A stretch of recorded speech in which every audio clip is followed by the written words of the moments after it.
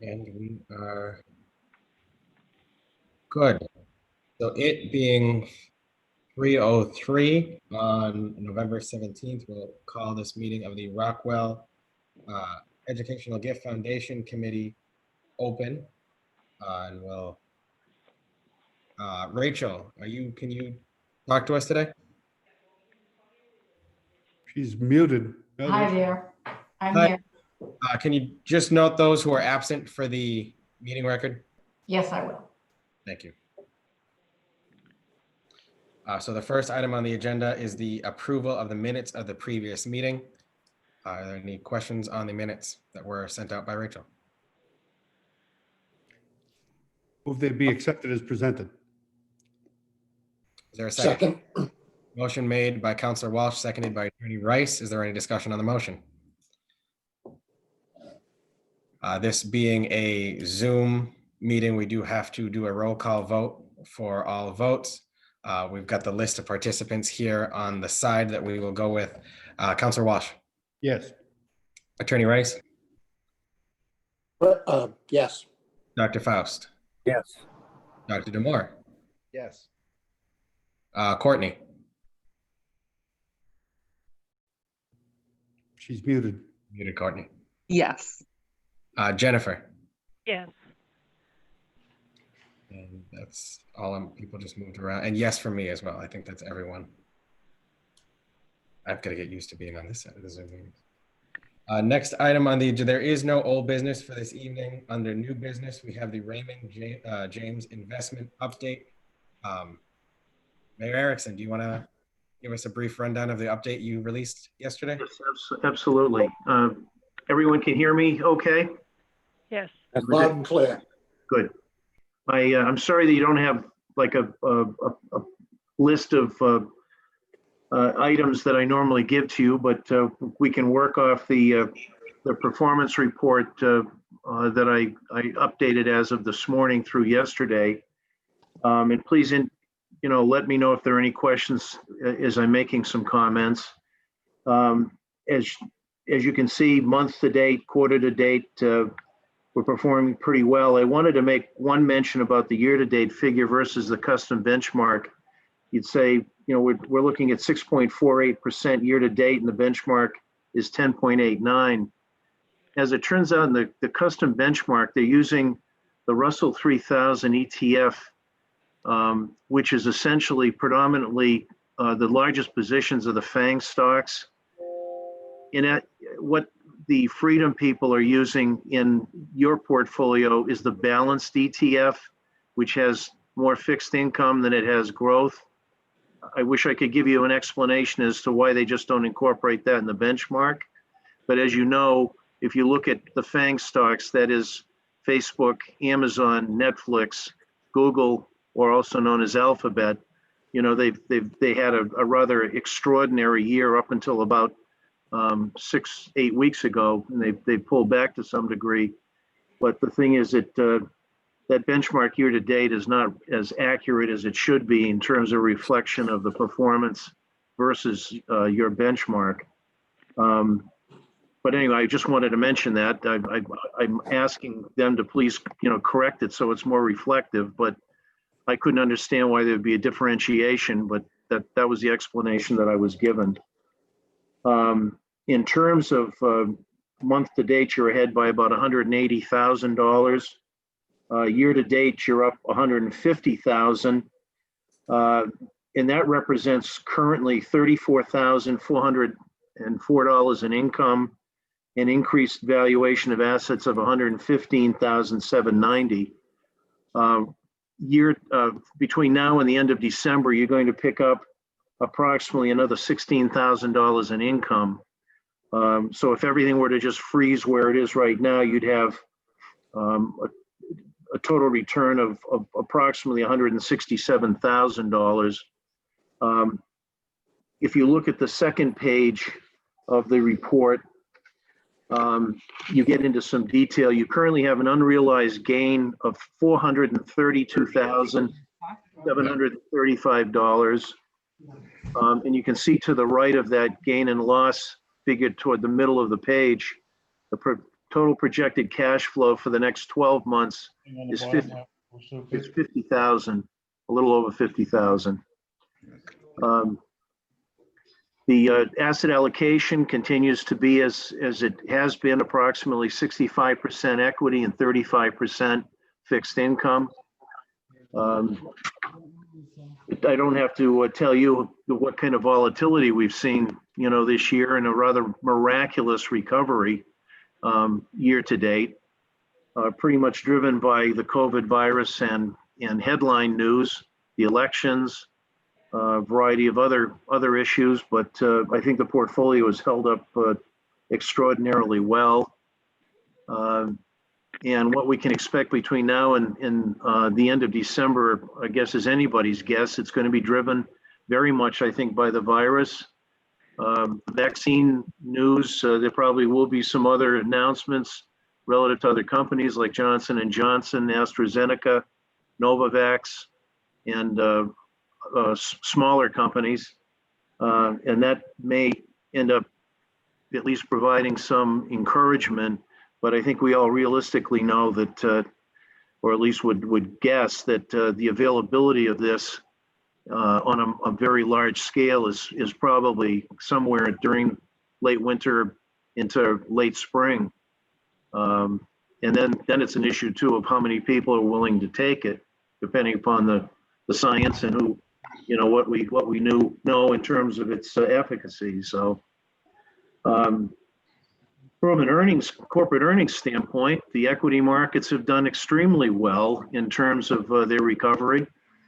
Third quarter earnings are pretty much all behind us, and working now on the fourth quarter, it was 86% of the earnings reported for the third quarter were better than expected. Revenues were, on the revenue side, 80% were better than expected. And right now, there are relatively low expectations for the fourth quarter as well. Interest rates have bumped up a little bit. The 10-year Treasury has gotten very close to 1%, which it hasn't seen in quite some time. But I think the Federal Reserve has made it pretty clear that they don't intend to make any dramatic changes in Fed policy or interest rate policy, at least for another 2 to 3 years. Highly dependent on the strength of the U.S. economy and how it recovers beyond the pandemic. Now with a new administration that will be, coming in January, and dependent on what the makeup is of the Senate, there's going to be, there may be, some noticeable and dramatic changes in tax policy that may have some impact, but we'll have to wait and see. There's still chapters yet to be written, in terms of what the makeup of Congress and Washington looks like after the 6th of January. But overall, I would say things, have held together and recovered really quite well. And I'm happy to answer any questions that you might have.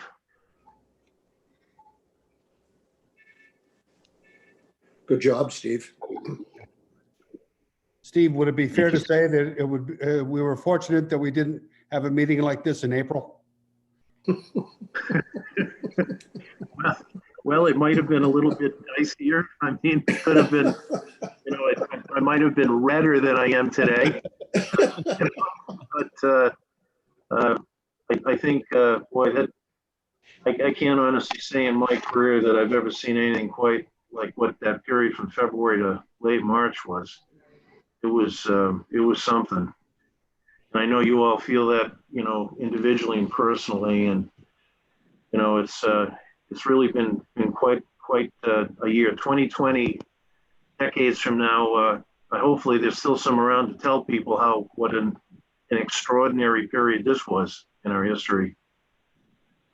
And we hope and pray that we're going to get through this, intact, and hopefully, we get the vaccines out there quickly for people to be protected. So, Steve, are you recommending yes. recommending any changes in the portfolio for the next quarter or two? No, not right now. No, I see that the mix is is quite effective. I expect it to hold up well in any tests or corrections we have. I think the fixed income portion will probably be more of a drag than it'll be a help, but it's there as a prop to essentially offset any dramatic changes in the equity side of the portfolio. So it's kind of a hedge in a way. But no changes, Jim, at this point. Are there any other questions, comments, concerns about the report?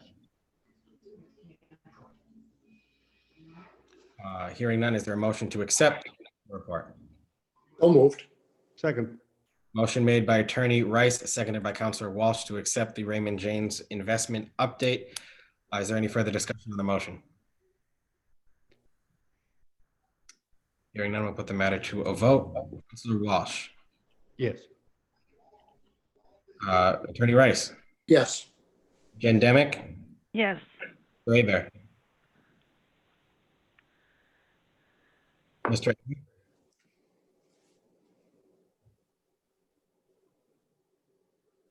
Jim, we can get back to you if you are having time. There we go. Dr. Damour. Yes. Courtney for Dr. Pellegrino. Yes. And Dr. Faust. He seems to have stepped away.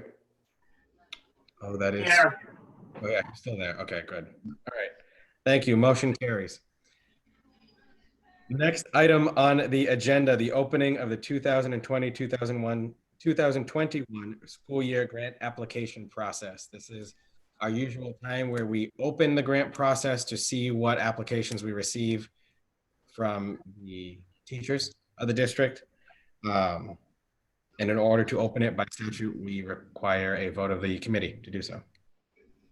So moved. Second. Motion made by Counselor Walsh, seconded by Abear to open the 2020-2021 school year grant application process. Is there any discussion on the motion? Vote. Ms. Demick, Yes. Mr. Abear, Yes. Dr. Damour, Yes. Attorney Rice, Yes. Counselor Walsh, Yes. Courtney for Dr. Pellegrino, Yes. Dr. Faust. That was a yes, I saw. And yes on my end. Thank you. One item of new business before we go on to the next item of the agenda is I do just want to state that we do have a vacancy on the committee currently. I was appointed as a trustee last January by then Mayor Hawk, but statutorily I'm a member as mayor as well. So we do have a vacancy in one of the trustee positions. For anyone who is knows anyone who may be interested, please let my office know and we can certainly look at that. Next item on the agenda, number 6, set the date and time for the next meeting. We haven't met in quite some time. Statutorily, we're supposed to be meeting quarterly, but there were some transitions going on last quarter. But this would be the meeting where we also review the applications submitted by the school district for the grant disbursements. Courtney, since you are the one who compiles all the grant applications together for us here, how long of a period do you think you need in between when the grant applications get released for an adequate time for us to then sit and review them? Not long. I mean, I'll be working with Brenda to coordinate that now, for this year, because obviously last year things were a little bit crazy. So I think we'd normally post it around the first week of December and it's posted until just before Christmas. And then we meet in January. Isn't that how it has been done before? Yeah, that's how it's been done before. I just want to make sure with everything going on, the usual time frame worked for your office. That's all. I think that's plenty of time. So We need to be a little flexible with that. Just recognizing that all the other schools in the area have gone remote. Fortunately, right now, Gardner is not in that situation. But if things change with how the school is operating, that might impact whether the teachers are are able to do all the application. Just something to think about. The other thing that might be impacted is not necessarily the application, but the spending of the funds after they're accepted. So that just may be something that we have to look at and be flexible about as well. Perhaps as part of the application process, because of what Courtney indicates, we might indicate how the funds might be dispersed if they're granted and in what manner, so that we'd have a better sense of the applicant being able to respond in a timely manner to the grant if they receive it. I think that's a good idea. How would people feel about Wednesday, January 13th as a meeting? Sounds good to me. Yes, time. We normally do the first week of January, but since that's also that Monday is when the council reorganizes and Tuesday is when the school committee reorganizes, and give both of those groups a chance to settle if there's any changes in the leadership positions, if there are, before we go in, just out of respect for what the process in the charter is. The 13th should be good to review all those. Is there any discussion on that? If not, we can have Rachel schedule that and send you all a meeting notice about it. Would it be at the same time, Mike? Yes, we do it at 3 o'clock. Okay, Mark will probably just have to leave early. He has a CAPS board meeting that afternoon. Okay. Excuse me, that was the 13th of January? Yes. Okay. Yeah, I think Mark's presence is Is important. very important. His insights as to various applications I found very helpful over the past two funding rounds. So I would like to accommodate his schedule. Mhm. Can also make comment as to whether something is being covered by the school budget already as well. Mhm. Yeah. We've traditionally met at 3 to give some time between work schedules. Would we be able to do 2:30 that day? If not, we can try to see if another day works in the superintendent's schedule. Would 2 work? Since it's a Zoom meeting, that might free people up a little bit as well from the traditional time. 2 or 2:30 is fine with me. Courtney? Aye. I think 2:30 would work better for Mark. Okay. He has something until 2:15 for Gardner Academy that day as well. All right, 2:30 it is. Our next meeting will be 2:30 p.m. on Wednesday, January 13th. If we need to schedule an additional meeting after that, if we do run out of time, we can certainly do that as well. With that said, is there a motion to adjourn? I'll make that motion. Motion made by Dr. Faust, seconded by Jen Demick. Is Yeah. there any no discussion? All in favor? All right. Aye. Thank you all very much. So do you need a roll call? Not for adjournment. Okay. Thank God. Amanda knows the rules. All the guys look 20 years older than the last time I seen them. Good night, everybody. Thank you all. Thank you.